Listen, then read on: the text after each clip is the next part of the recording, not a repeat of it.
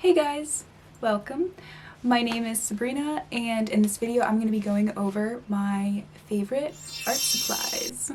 Okay, so the first thing that I want to talk about is the surface that I paint on. I prefer to paint on wood as opposed to canvas, and I either paint on these like little wood slices, look like that. They're about like 3 inches across. And sometimes I like to paint on these wood plaques. I usually work on an oval size like this, and then round sizes like this one. This one is like a 5-inch, and then this one is like a 3-inch by 5-inch. I get these from Hobby Lobby. It's like the closest craft store there is to me. I'm sure you can probably get something from Michael's. I'm gonna have to check on that. And you can probably order them online as well. So yeah, this is what I prefer to paint on. I like this a lot better than canvas because I like to work very small, and I like to put a lot of like tight, super fine details in my work, and you can't really get that with canvas because it has kind of like that natural canvas texture, but with wood it's really smooth. That's just my opinion. Wood works the best for me. And then as for preparation, I don't just paint on bare wood. It's best to prepare it before you put paint on it. For the wood slices, I like to use this Liquitex clear gesso, and you can get this from Michael's, anywhere online. As for the white gesso, I have 2 different types that I use. I have the Blick brand that comes in this little jar, and of course you can get it in a bigger amount too. This one is like really thick and kind of gluey, kind of pasty. It's kind of a pain at first trying to apply it to the surface, so I recommend using just a little bit of water with it so it's easier to work with. I also have this Master's Touch acrylic gesso. This is like the cheap brand that Hobby Lobby has. I don't know if you can get this brand at other places. Again, I'm gonna have to check on it, and I will update it either on the screen or in the description. I usually like to apply 3 layers of gesso. I sand the wood, then I put a layer of gesso, I let it dry, then I sand it again, and then I repeat that like 2 more times. Alright, so now onto brushes. I have a lot of different types of brushes. I use this the fine touch brushes. I actually got these in a package, so they were a pretty good deal. I feel like for me, I don't need expensive brushes, so I just get the affordable ones. And then I also use so these are fine touch, and then I also use the Master Touch brushes. These are like an upgraded version of these, but I get these from Hobby Lobby. And when it comes to the super tiny brushes, I think it is really important to get a better quality, because if your brushes are better quality, the hair isn't going to fray as much. But I have this super tiny 18-0 spotter brush, and it's so small. I don't know if you can see it. It's so tiny. Look how tiny that is. But yeah, it is really important to get a better quality brush when you want to work super duper tiny, because it's made to last longer than the cheaper brushes. And the tiny brushes, you definitely want those to keep their shape because they're meant to stay really thin and tiny. And I need these to get really like tiny small details. As for the shapes of the brushes, I mean, I mostly use like filbert sizes. Sometimes I use these if I want to block in like big areas, but I use a lot of round brushes though. So yeah, I'm not really picky on my brushes unless they're the really tiny ones. So now on to the fun stuff, the really important stuff. My favorite thing to paint with, one of my favorite things to paint with, would have to be acrylic ink, and this is the Amsterdam brand. I think it's Amsterdam brand, and it also says Royal Talons on it. This stuff is amazing. I love working with acrylic ink because I like to work with a lot of layers, and this is really good for those very first layers because you can add a very thin, beautiful, like saturated wash of color, and it won't lift up because it dries like acrylic. It does dry really fast, so that means that you can layer very quickly, and I think that's really important. to my painting process. Yeah, I have several colors, but my favorite one would have to be like primary cyan, and then I also have phthalo blue, primary yellow, pyrrole red, I think that's how you pronounce it, and then my favorite is primary magenta. I love this color. It is such a vibrant, just hot, fiery pink. It is so beautiful. Out of these colors, you can make so many colors. I would say the only thing that you have trouble with would be like making a purple, just because purple is kind of a hard color to make anyway. But even then, you can make a pretty decent purple with the primary magenta and the primary cyan.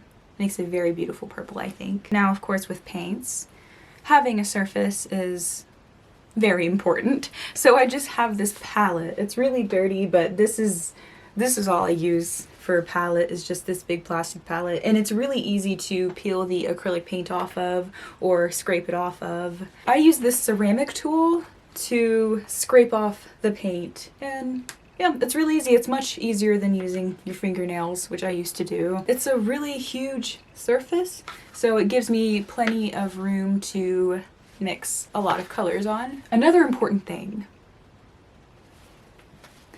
the other acrylic thing that I like to work with would be the heavy body acrylic paints. I use those towards the end of the painting, when I know that I want to switch to like heavier paints and start getting into more detail. Yeah, so this is the Holbein acrylic, or Holbein, or Holbein. I don't know how to pronounce it, but yeah, I use these, and I also use Liquitex. These are amazing. I also really love the Liquitex cadmium free series. I think I have a yellow, and then I also have this cadmium free red medium. These paints are so vibrant, and they are very buttery. We're gonna go on to mediums. Now, luckily with acrylic, it's a lot easier to dive into mediums and all that stuff because it is water soluble, so you could literally just use water. And I do use water. I use this little tiny spray bottle, but I fill it with water and I spray my palette. Like, probably, I spray it quite often, probably like every 5 minutes or so, and it's a very nice fine mist, and it's the perfect little size too, so you can travel with it if you ever want to take your acrylic paint anywhere. I also use this gloss glazing liquid. I also use this gloss glazing liquid. This stuff is really good. It's the Golden brand.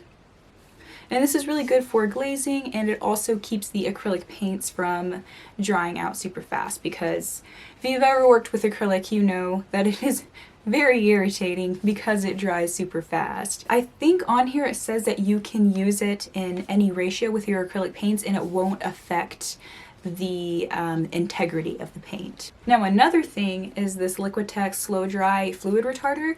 This stuff is really good too. It kind of has a little bit of an oily consistency, but you have to keep in mind that you don't want to put too much, because this will affect the quality of your acrylic paint. I think it says, yeah, do not add more than 25% by volume to your paint. So you want to add just a teensy tiny bit. Now on to varnish. I use the Gambar gloss varnish. This stuff is amazing. It has such a perfect thin consistency, so it's really easy to spread and to work with. I realize that some people don't like a glossy.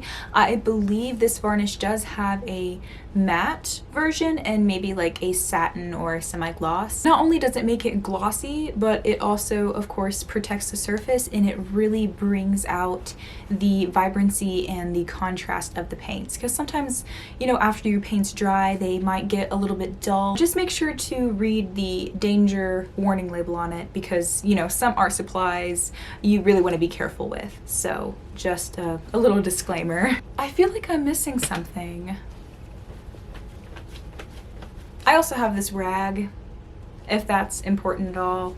It's just like an old microfiber rag. It's so old and crusty, but I use this to wipe my brushes and clean them in between colors. I mean, technically this is a pretty important thing, so I might as well include it. So this happens very rarely, but if I ever feel like I want to work with oil, I use the Holbein water soluble oil.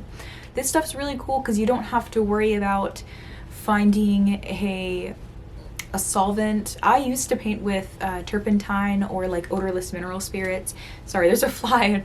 I used to paint with either turpentine or odorless mineral spirits, but even that stuff was... it would give me such a bad headache to the point where I couldn't paint for more than like 30 minutes at a time. And when it comes to painting, you kind of have to learn to stay in the zone and paint for quite a bit of time. I heard that it's just as good as traditional oil paint, so I was like, I'm gonna try it out. I mean, you just have to use water to mix with it. I actually got a set of them from blickartmaterials.com, and they come in these little tiny tubes. But yeah, I really love this stuff. It is just as creamy. Okay, so the pigment is, I would say, is just as good, but I don't know, its consistency is a little bit different than traditional oil paint. I can't quite put my finger on it.